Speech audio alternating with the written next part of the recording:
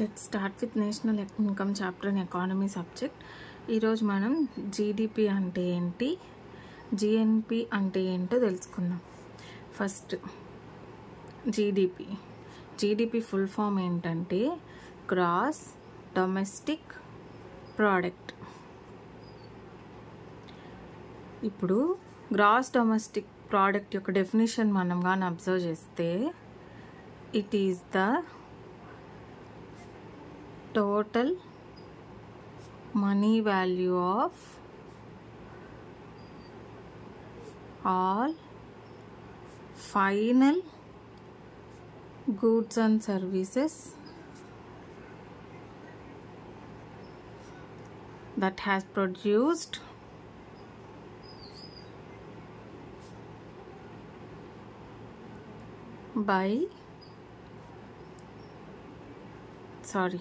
in the domestic territory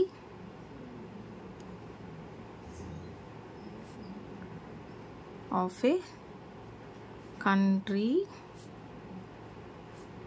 during a financial year.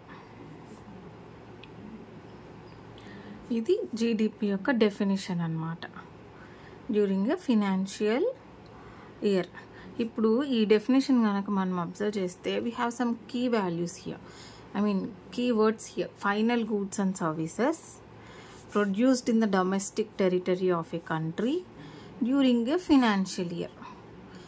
అంటే ఏంటి, ఇప్పుడు ఒక్కొక్క కీవర్డ్ని మనం ఫిగర్ అవుట్ చేద్దాం. ఓకే, ఇప్పుడు first one final goods and సర్వీసెస్లో మనకి 2 టైప్స్ ఉంటాయి. ఏంటి, intermediate goods and final goods. Intermediate goods వచ్చి used for producing final goods. For example టైర్స్ని మనం కొన్నిసార్లు ఫైనల్ గూడ్స్ కానీ యూజ్ చేస్తాం, కొన్నిసార్లు ఇంటర్మీడియట్ గూడ్స్ కానీ యూజ్ చేస్తాం. టైర్స్ ఫర్ కార్ మ్యానుఫ్యాక్చరర్స్, అంతే కదా. కార్ మ్యానుఫ్యాక్చర్ చేయాలంటే tyre is also a intermediate good. తర్వాత మనకి ఫైనల్ గూడ్స్లో 2 టైప్స్ ఉంటాయి, క్యాపిటల్ గూడ్ అండ్ కన్జ్యూమర్ గూడ్. కన్జ్యూమర్ గూడ్ వచ్చి డైరెక్ట్లీ కన్జ్యూమ్డ్ బై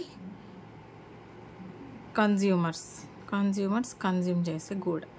దీనికి ఎగ్జాంపుల్ కార్స్, వెజిటబుల్స్, రైస్, ఇవన్నీ డైరెక్ట్గా కన్జ్యూమ్ చేసే గూడ్స్ అన్నమాట. క్యాపిటల్ గూడ్స్ వచ్చి machinery that is used for further production. మనకి ఇంకా ఫర్దర్ ప్రొడక్షన్లో యూజ్ అయ్యే గూడ్స్ అన్నమాట. ఓకే, ఇది గూడ్స్ అండ్ సర్వీసెస్. సో మనం జీడిపిలో ఫైనల్ గూడ్స్ అండ్ సర్వీసెస్ యొక్క మనీ వాల్యూని మాత్రమే మెజర్ చేస్తాం, ఇంటర్మీడియట్ మెజర్ చెయ్యం. ఎందుకంటే to avoid double counting avoid చేయడానికి. ఎందుకంటే ఇప్పుడు ఫర్ ఎగ్జాంపుల్ ఇక్కడ కన్జ్యూమర్ గూడ్స్లో మనం కార్ వాల్యూని మెజర్ చేస్తున్నాం టోటల్ జీడిపిలో. అదే ఇప్పుడు నువ్వు టైర్స్ కూడా తీసుకున్నావు అనుకో, ఇక్కడ కార్ అంటే టైర్ వాల్యూ కూడా ఇంక్లూడ్ అవుతుంది. మళ్ళీ నువ్వు సపరేట్గా టైర్ వాల్యూ కూడా తీసుకుంటే 2 టైమ్స్ కౌంట్ చేసినట్లు అవుతుంది. కాబట్టి మనం ఇంటర్మీడియట్ గూడ్స్ని జీడిపి లోపల కౌంట్ చెయ్యం. ఎందుకు, డబుల్ కౌంటింగ్ అవాయిడ్ చేయడానికి.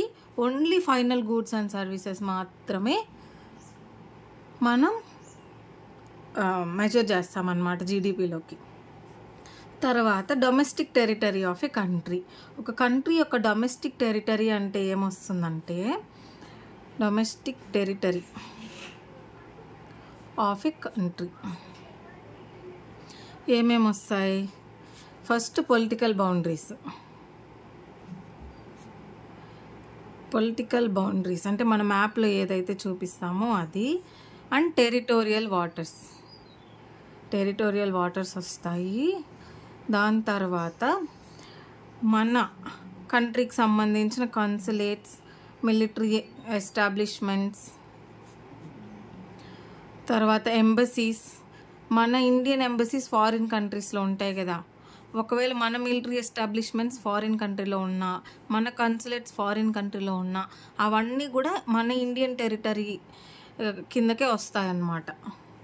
Of a country in abroad. Okay, ఇవి కాకుండా మన ఇండియాకి సంబంధించిన oil rigs,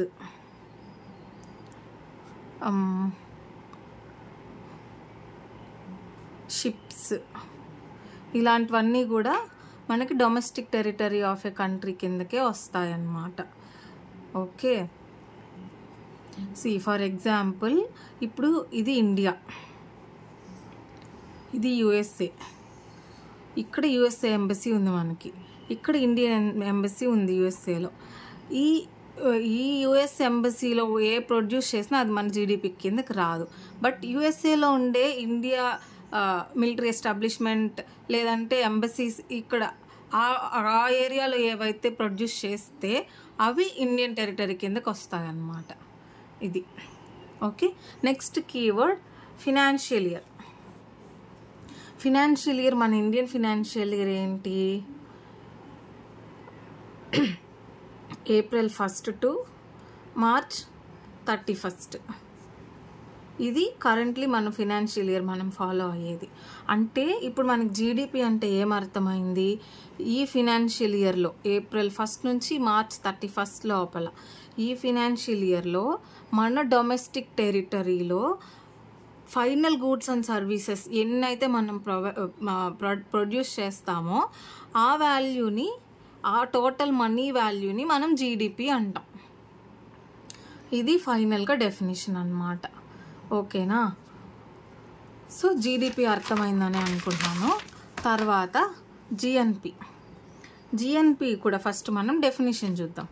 it is the total money, it is the total money value of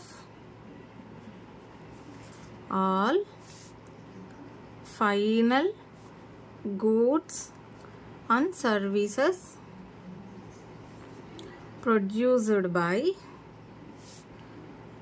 nationals of a country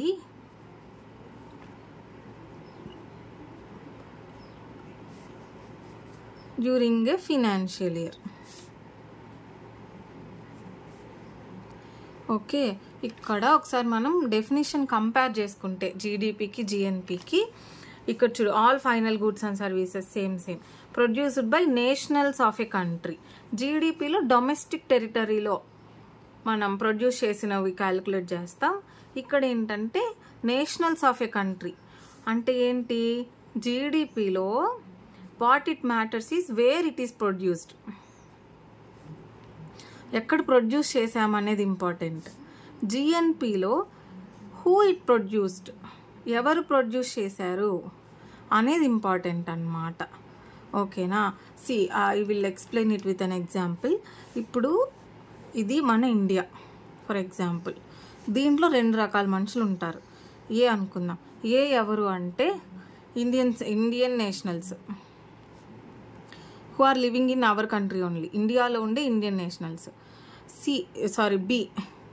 B ఎవరు అని అంటే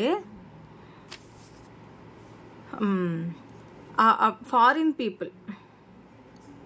అంటే ఏంటి? Non resident foreign people residing in India, foreign residence in India.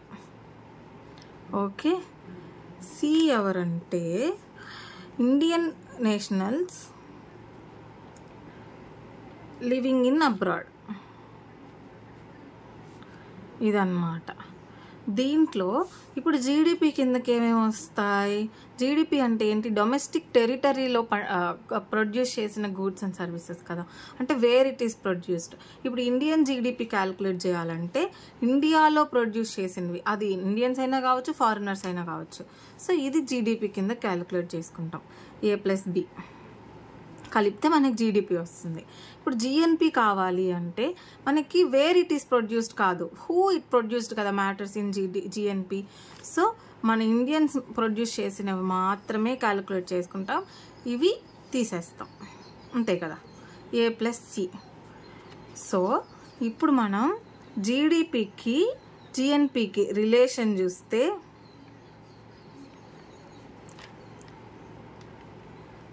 ఏంటి, లెట్స్ సీ, ఇక్కడ చూడు, GDP GNP. జీడిపిలో నుంచి ఫారిన్ రెసిడెంట్స్ ప్రొడ్యూస్ చేసింది తీసేసి ఫారిన్ కంట్రీలో మన నేషనల్స్ ప్రొడ్యూస్ చేసింది కలుపుకోవాలి. దీన్నే మనం NFIA అంటాం అన్నమాట, అంటే net factor income from abroad. GNP కావాలి అంటే మనం జీడిపిలో నుంచి NFIA తీసేయాలి. ఇప్పుడు ఈ ఎగ్జాంపుల్ ప్రకారం చూసుకుంటే మనకి జీడిపి అంటే ఏంటి, A+B, జిఎన్పి అంటే ఏంటి, A+C. ఇప్పుడు NFIA అంటే ఏంటో చూద్దాం. NFIA అంటే C-B, అంతే కదా. అంటే ఏంటి, మన కంట్రీ వాళ్ళు ఫారిన్లో ప్రొడ్యూస్ చేసింది యాడ్ చేసుకుంటాం, ఫారినర్స్ మన కంట్రీలో ప్రొడ్యూస్ చేసిన దాన్ని తీసేస్తాం, అప్పుడు మనకి జిఎన్పి వస్తుందన్నమాట. ఇది నెక్స్ట్ మనకి ఇంకా 2 టర్మ్స్ ఉంటాయి. ఏంటంటే NDP అండ్ NNP. ఇవేం లేదన్నమాట. ఇప్పుడు జీడిపిలో నుంచి డెప్రిసియేషన్ తీసేస్తే, డెప్రిసియేషన్ అంటే ఏంటి, ఇప్పుడు మనం గూడ్ని సమ్ ఇయర్స్ యూజ్ చేయటం వల్ల దాని lapse of time and wear and tear, దీనివల్ల ఆ పర్టికులర్ గూడ్ యొక్క వాల్యూ అనేది తరుగుతుంది అనమాట. ఫర్ ఎగ్జాంపుల్ ఈ కారే తీసుకుందాం. కారు ఇప్పుడు మనం 2020లో పర్చేస్ చేసినప్పుడు 5 lakhsకి పర్చేస్ చేసాం, ఆర్ 10 lakhsకి పర్చేస్ చేసాం. ఇప్పుడు ఈ 2025లో దీని వాల్యూ 10 lakhs ఉండదు కదా, 5 lakhs 6 lakhs డిప్రిషియేట్ అయిపోయి ఉంటుంది. ఎందుకు, దాన్ని మనం టైం బీయింగ్ యూజ్ చేయటం వల్ల వేర్ అండ్ టేర్ జరుగుతుంది అనమాట. ఆ డెప్రిసియేషన్ని మనం జీడిపిలో నుంచి తీసేసామంటే మనకి ఎన్డిపి వస్తుంది. సేమ్ విత్ ఎన్ఎన్పిలో నుంచి మనం జిఎన్పిలో నుంచి మనం డెప్రిసియేషన్ తీసేస్తే మనకి ఎన్ఎన్పి వస్తుంది అనమాట. సో మనం ఈ క్లాస్లో ఏమేమి నేర్చుకున్నాం, జీడిపి అంటే ఏంటి, జిఎన్పి అంటే ఏంటి, ఎన్డిపి అంటే ఏంటి, ఎన్ఎన్పి అంటే ఏంటి, వీటితో పాటుగా మనం కొన్ని కీ టర్మ్స్ కూడా నేర్చుకున్నాం. ఫైనల్ గూడ్స్ అండ్ సర్వీసెస్ అంటే ఏంటి, ఇంటర్మీడియట్ గూడ్స్ అంటే ఏంటి నేర్చుకున్నాం. ఇవి కాకుండా డొమెస్టిక్ టెరిటరీ, నేషనల్స్కి డిఫరెన్స్ కూడా తెలుసుకున్నాం. సో నెక్స్ట్ సెషన్లో నేను ఫ్యాక్టర్ కాస్ట్ అంటే ఏంటి, మార్కెట్ ప్రైస్ అంటే ఏంటి, and current prices versus current real prices, ఈ 2 డిఫరెన్సెస్ చూద్దాం. అండ్ నెక్స్ట్ కాన్సెప్ట్స్ కూడా నెక్స్ట్ సెషన్లో తెలుసుకున్నాం. Thank you.